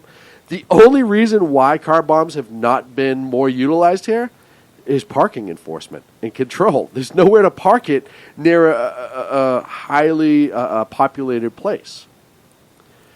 So it's more and more is going to happen because we do not understand the threat in this country. We do not accept it. We do not realize that it is very, very... I'm sad to say... In our faces. I'm sad to say I said it then, directly after 9/11, and I'm afraid I'm going to have to say it once more, and that's this. We do not understand the nature of Islam. And I say this as an individual that has read the Quran and is somewhat familiar with the various shuras within. When we begin to understand and we begin to take them at their word, perhaps we will begin to we may perhaps begin to mitigate some of these circumstances. They mean what they say. Yes. And I'm afraid that we're not going to clearly understand until we do, in fact, either see a mushroom cloud over a major American city or we see any number of blocks from a dirty bomb unoccupied for the next 100 years. Mm-hmm. We're not going to get it. Mm-hmm. We don't get it now. We didn't get it in 1993. If that wasn't a clear signal then, I don't know what was. If the coal wasn't a clear signal, I don't know what was. Then nothing if not persistent after 1993, then 2001. Yeah. We don't get it. We just keep thinking that it'll go away. And they keep telling us it's going away. In the clear. And what they want to do. Right. We know what they want to do. We know that people telling us, oh, it's just a couple bad actors. Hey, we know that they're coming over the border. They're coming over our southern border. We know this. It's a fact. It's not a question. It's a fact. Everyone's up in arms over the Skittles comment from Donald Trump Jr. this week. He's got a point. It doesn't matter. It's the government's job to protect people. And if a couple of those Skittles are poisonous, then we have to protect people from it. Why would you not want to protect the citizens of the United States? Oh, because you don't appreciate them. Now, you don't appreciate our laws. If you're talking about people from Mexico who are not motivated by an ideology, then that's one particular thing. You might be able to couch your ability to let them in because you're looking for the votes. It's said that Republicans do that because they're looking for assistance with jobs. Well, guess what, ladies and gentlemen? Technology is in the process of eliminating menial labor to the point where unskilled labor will soon become predominantly unnecessary. Right. So if you're not going to do it for votes, do you think all the Syrians that are coming in, the refugees, air quotes, because they're all young males of military age, do you think that those people have any kind of a predilection towards voting Democrat? I don't think so. I really don't think they're interested in voting Democrat. And yet, I would suspect that's what a good portion of the Democrats are using as a basis, as a foundation for allowing this to happen. We'll just get more votes that way. Yeah. Oh, yeah. No, they think it's self-serving. The reality is they don't think you should exist. You blithering morons. Well, and you go to Minnesota, there was a whole, somebody was on the streets of Minnesota, I forget which town, that has a high Muslim population after the attacks the other night, and they were talking about laws in this country. Which law do you think is better, the American way of life or Sharia law? And how many people were saying Sharia law was incredible? I can't believe that in this day and age, with everything that's happened, that people still want to play nicey nice with people who have identified the fact that they want to kill us.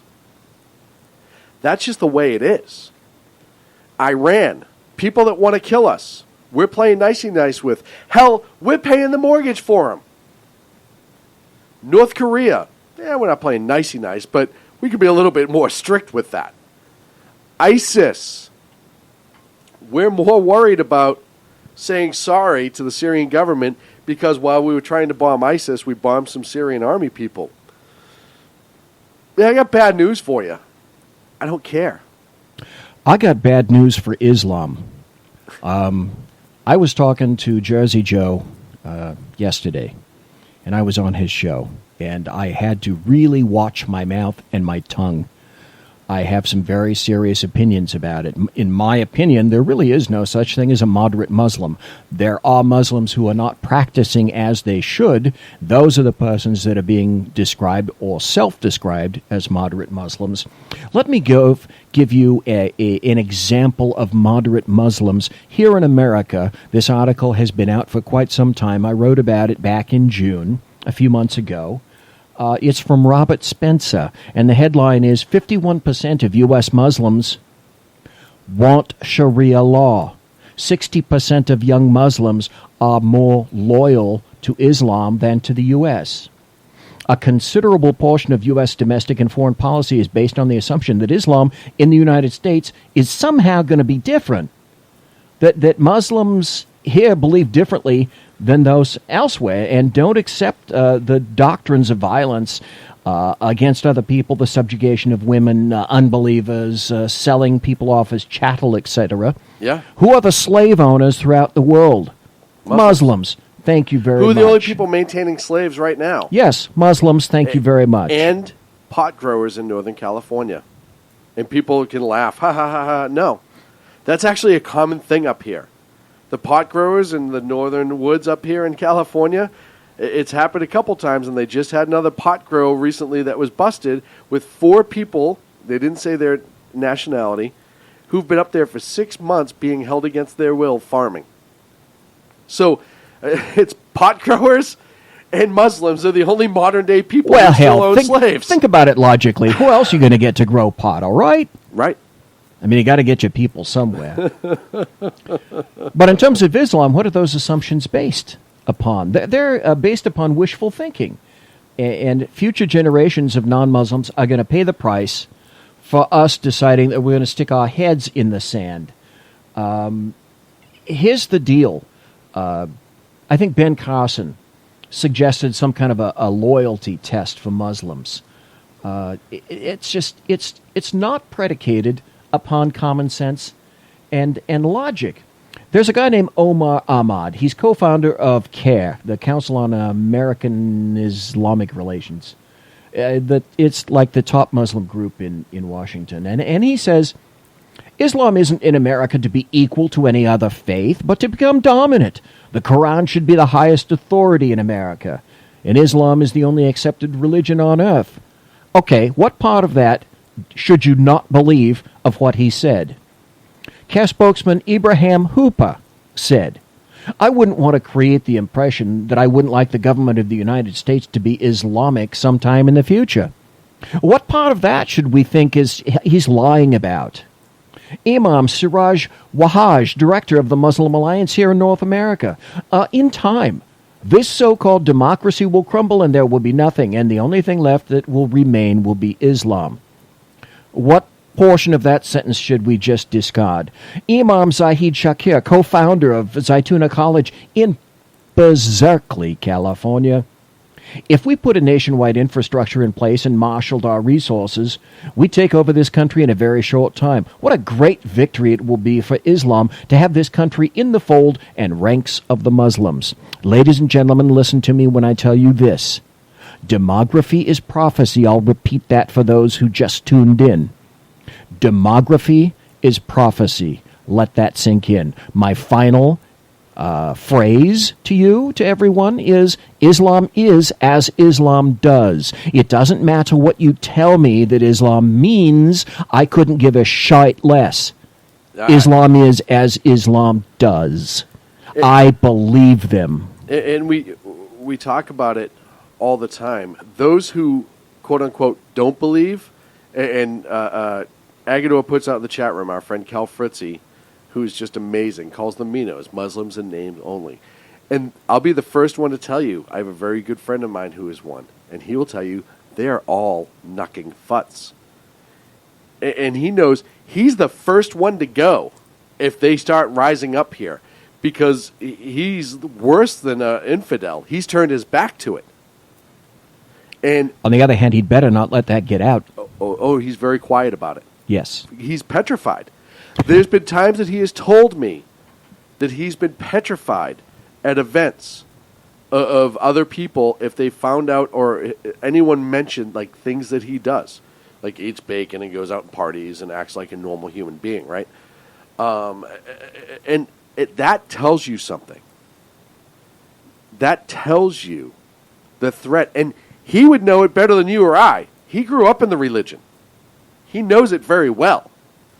You see, I told Jersey Joe something on yesterday that I thought was, it's pertinent to me. I've had a major radio show announcer tell me when I began to describe and tell him that there was no such thing as a moderate Muslim, that I'm just about a tinfoil hat wearer. And I responded to him and to anybody else, I only say this because I am an educated individual. Have you read the Koran? Do you understand what it says? Do you understand what the caliphate is? Do you understand what the goal of Islam is? Do you know what the meaning of Islam is? Are you familiar with the term taqiyya? Do you know what Ashura is? I have 3 copies of the Quran at home, not because I love Islam, but because I need to understand it. Well, for the same reason Jefferson had it, right? We talk about this all the time. They tout Jefferson's copies of the Quran is because he was this open-minded individual who was completely accepting of the religion. He kept a copy of the Quran because when Ben Franklin went over to England to meet with the Pasha about attacking our merchant sailors and taking them prisoner, and after talking to the Pasha, Franklin realized that this was something that they didn't understand and brought a copy of the Quran back in order to examine and identify it. And then Jefferson sent the Marines over to Tripoli to beat the shit out of the Tripoli pirates. Yes, and imagine that. It embedded itself in the Marine song. For him. Yes. But that's why Jefferson kept a copy of the Quran, because it was used to examine the enemy and found to be the marching orders of the enemy. And after talking to the Pasha, who essentially said, hey, this is all mine, and I don't recognize your government or your existence, certainly don't recognize Christianity as being what it is, they went, oh, gotcha. Okay. Our goal was 10,000. The United States current government federal goal was 10,000 Syrian refugees, again, air quotes, into the United States. Well, they have acquired 11,000 plus individuals in here. Yep. What percentile do you think statistically, currently, as far as they can recall, what statistically are those persons who are Christian, would you expect? Very little. 0.46%. Well, and I say it all the time. What percent of Christians are there in Syria? 11%. And look how they're treated. And if you want to see, and this is something, again, you can call me a tinfoil hat wearer, something I become very concerned about. You see how they treat Christians and other non-believers, in their opinion, over there? You think it's going to be different here if they have the opportunity? They're not coming to live the American dream. They're coming to live the Islamic dream. Exactly. And that's very, very different from what we're used to in this country, and we can't comprehend it. It used to be after World War II, a majority of the people that came over to this country and fled to America was for the American dream, for that freedom, that individuality. You had a lot of Germans come over here. You just had a lot of people flood this country. I mean, even before World War II. Here's an analogy that I like to use, and it goes something like this. If the American Plains Indian had had the Bronze Age and then their Industrial Age before Europe, they would have invented ships, crossed the Atlantic, gone to Europe, and then kicked its ass because they could. Yes. So when people say that the American Plains Indian is a loving, in-touch individual, the American Plains Indian was a slaughterer and a conqueror and did what they could when they could to the various tribes. That is the nature of the individual. Yeah. And so when, with all of this in mind... 2 minutes left. Less, so we got to go. In consideration of history, we learn nothing. Historical Alzheimer. We think that other cultures somehow are altruistic and Western culture is damned. Well, and I this is so just ridiculous. Okay, I'm shutting up now. That we're even having this argument anymore in this country, but we still are. And that's what we don't understand. The majority of the ISIS Islamic-style individuals are 1,000 years behind us in their beliefs of how to treat other human beings. It doesn't matter what you want them to believe. You're not going to import them, and all of a sudden they're going to act differently. It is ingrained into them. Whether it is taught or not, it doesn't matter. It's there. And they will use your technology and your culture against us. Against you. Absolutely. Hey, folks, this has been the Sackheads Radio Show. What a fun show, BZ. Thank you, sir, for what a lovely and positive show, this inspiring. I'm going to leave here happy right and in a great mood. Fastest 2 hours on the radio right here, ladies and gentlemen. Next Wednesday night, same time, 8 on the Pacific, 11 on the East Coast. Make sure you check out all of our great shows here on shrmedia.com. The Unpleasant Blind Guy, the exceptional one himself, Ken McClinton, Jersey Joe, the Reaver of Common Sense, and High Southside Plains Mutts. Pundit. Make sure you check out High Plains Pundit Radio and the network. Underground Professor. UGP and all the other great shows here. We will be back next week. Thank you so much for being with us. Have a great rest of your night. The best late-night conservative talk show in America, Sackheads Radio. And listen, there are no people better on the air to give you the best in conservative talk than Sackhead Shaun and Sackhead Clint. And we're working on the immigration papers for a certain other guy who happens to work here too.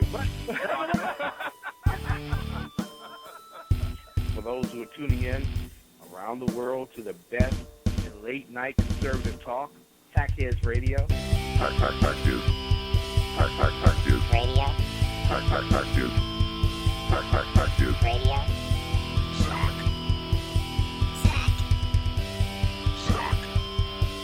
Sack. The best late-night conservative talk show in America. In America. In America. And in this web was a large, I'm pretty sure it was the biggest spider I've ever seen.